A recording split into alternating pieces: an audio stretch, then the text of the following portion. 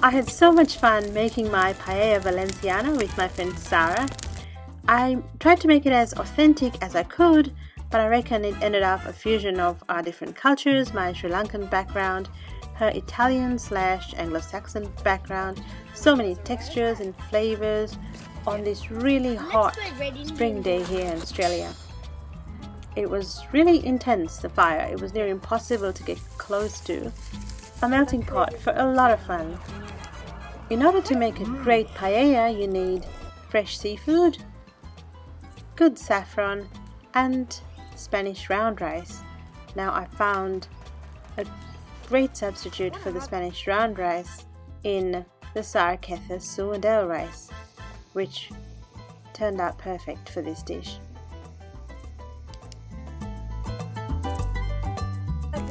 So the biggest task would be the preparation of the seafood.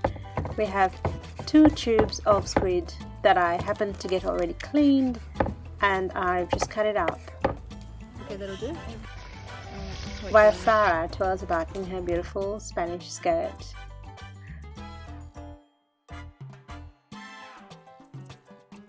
Thank you, Sarah. Want me? And onto the prawns we go. So you need to peel them if you like. I prefer to have them unpeeled, but I do take the bits out that need to be taken out, like the veins.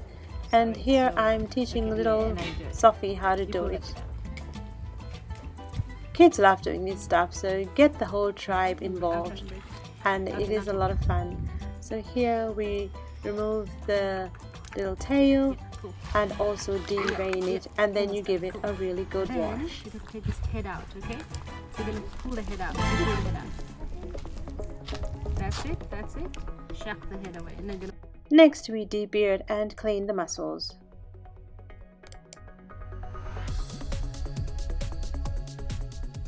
And there's my lovely tribe. Our pan was super hot, and then we added our half a cup of coconut oil, and the squid went in first. You cook it and then you set aside, and next you add half an onion and 5 cloves of garlic that has been finely chopped. To this you add 1 red capsicum chopped, and you also add 1.5 cups of crushed tomatoes.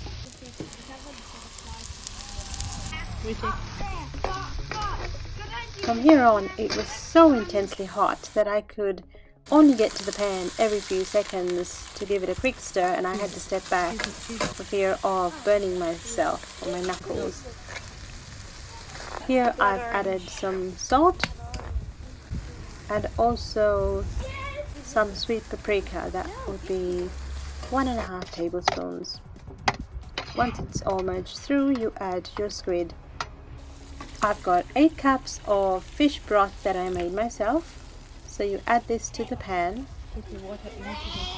in preparation for the cooking of the rice. okay. A lot of liquid.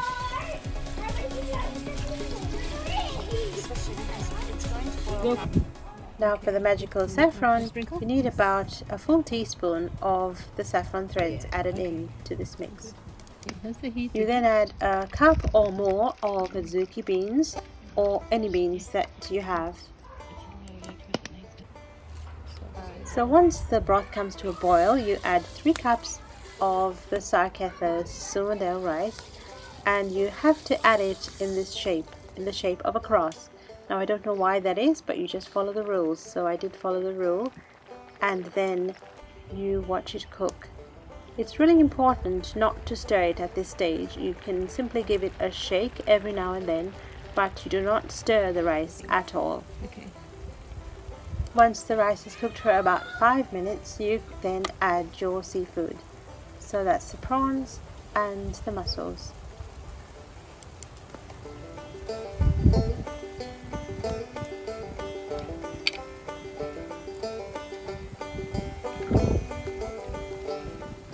Now the reason why I said you do not stir the rice at all is because you are aiming for a lovely crisp and golden rice a cake at the bottom. It's not burnt, but this is what you call the socarrat, which is how you make and get an authentic paella outcome. When there's very little broth left, you cover the pan with some foil and you keep it closed for a further 5 to 7 minutes. And magic, you have a perfect paella. The Swandale rice worked really well, without opening or sticking, and it really absorbed the intense flavors.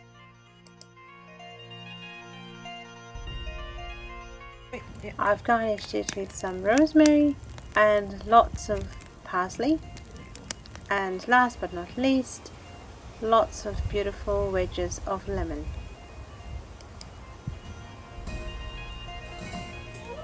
So here I am checking for my socarrat, which is the crusty, crispy bottom on the paella that becomes caramelized and toasted on the bottom of the pan when it is cooked.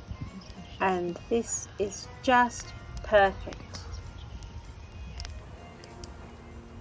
Traditionally, this dish is cooked and enjoyed outdoors, where the whole tribe gathers for lunch and digs in and eats straight off the paella pan. Paella, which literally means frying pan in Valencia. So it brings people together and spreads the love and joy. And eating outdoors, sharing your food with people, you just can't get better than that.